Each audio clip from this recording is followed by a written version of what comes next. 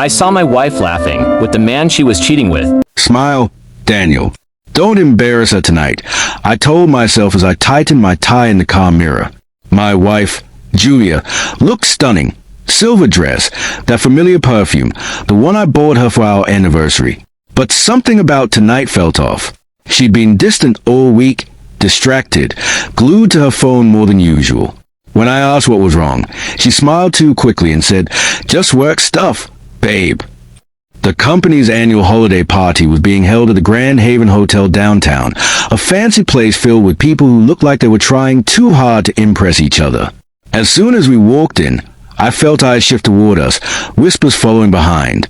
Julia's boss, Greg, greeted her with a smile that lasted a bit too long, his hand resting on her back like it belonged there.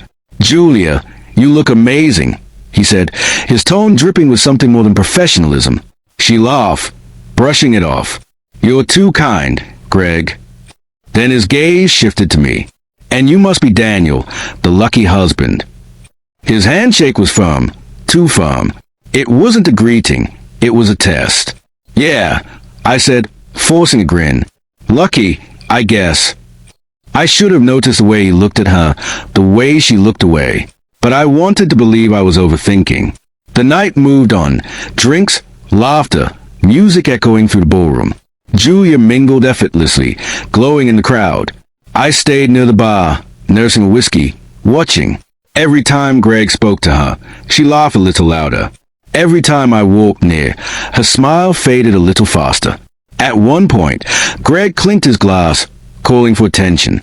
"Ladies and gentlemen, let's toast to a successful year and to the incredible Julia, who's made this team shine brighter than ever." The crowd cheered. Julia blushed. Greg stepped closer, holding her hand as he raised his glass. "And to her husband," he added, glancing my way with a smirk, "for putting up with all the late nights she's had to spend working."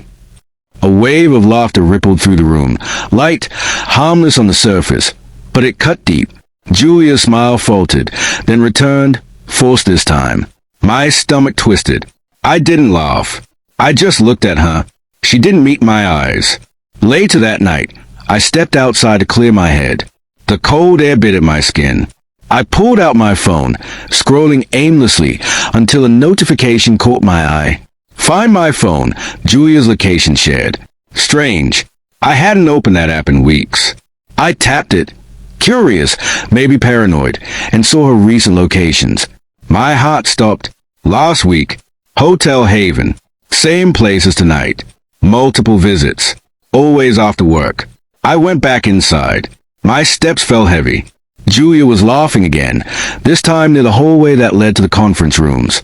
Greg stood beside her, whispering something in her ear. Her hand brushed his arm. That was it. I walked straight toward them. She saw me coming, her laughter fading instantly. Greg didn't move, didn't even flinch. "Julia," I said quietly, "can we talk? Alone." She hesitated, looking between us. "Daniel, not now." "Now." Greg chuckled. "Come on, man, don't ruin the party." I turned to him, my voice flat. "I'm not talking to you." The music dimmed behind us as people noticed the tension. Julia grabbed my arm, trying to pull me away. "Daniel, stop it. You're making a scene." "No," I said, my voice low but steady. "You already did." Her face went pale. She knew. She knew I knew. We walked out into the empty hallway. She crossed her arms, her tone defensive. "You're overreacting. He's just my boss." I showed her my phone. "Your location history says otherwise." Her lips parted. No words came. "Tell me I'm wrong," I said. "Tell me that every late night, every canceled dinner, every I'm just tired wasn't a lie." She stared at the floor. "Daniel, I didn't mean for it to happen." Those words didn't mean for it to happen. They shattered me more than the affair itself. "How long?" 3 months. I laughed, a sharp, broken sound. 3 months. And you thought I wouldn't find out? Tears welled in her eyes. He makes me feel seen. "Daniel, you've been so distant, so consumed with work and..." "Don't you dare blame me for your choices," I snapped. I was building a life for us. I was doing everything I could for you. Her voice cracked. I'm sorry. I looked at her, really looked at her, and saw a stranger wearing my wife's face. You don't get to say that anymore.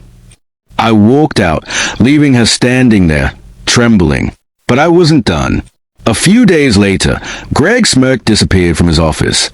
An anonymous email, screenshots, messages, photos, made its way to his company's HR department. Julia's promotion was suddenly under review.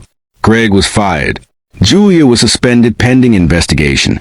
When she called me, crying, I almost didn't pick up. Daniel, please, everything's falling apart, she sobbed. I don't have a job. Greg's gone. And Now you know how it feels, I said quietly, to lose everything you thought was yours. There was silence, just soft, broken breathing on the other end. I miss you, she whispered.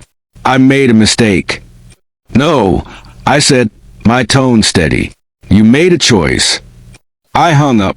Months passed. I found peace in the quiet spaces she left behind. My nights were lonely but honest. No more lies, no more pretending. I saw her once, months later, at a cafe. She looked smaller, fragile. When our eyes met, she looked down, ashamed. And in that moment, I realized something. Revenge hadn't healed me. Truth had. She taught me how cruel love could be, and how strong I could become when it broke me. Sometimes, the best revenge isn't destruction. It's walking away, calm, free, and finally whole.